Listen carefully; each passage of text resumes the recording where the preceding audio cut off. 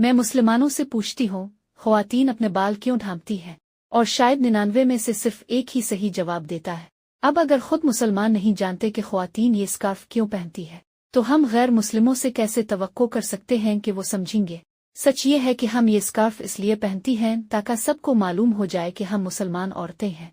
हम चाहते हैं कि सबको पता चले कि हम मुसलमान औरतें हैं। हमें अपने मुसलमान होने पर फख्र है।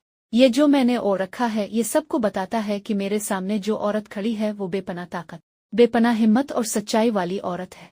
ये औरत झूठ नहीं बोलेगी, ये औरत धोखा नहीं देगी, ये औरत फरेब नहीं करेगी। ये सबसे अच्छी आजिर, एम्प्लॉयर, सबसे अच्छी मुलाजिम, एम्प्लॉय, सबसे अच्छी दोस्त, सबसे अच्छी मुशीर, सबसे अच्छी रहनुमा साबित होगी। ये है एक मुसलमान औरत। आप इस पर भरोसा कर सकते हैं। और ये एक तंबी भी है।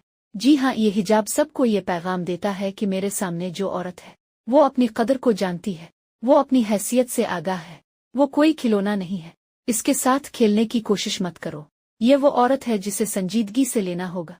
मेरा हिजाब लोगों को साफ साफ बताता है कि मैं चाहती हूँ कि मेरा अलग पहचान हो।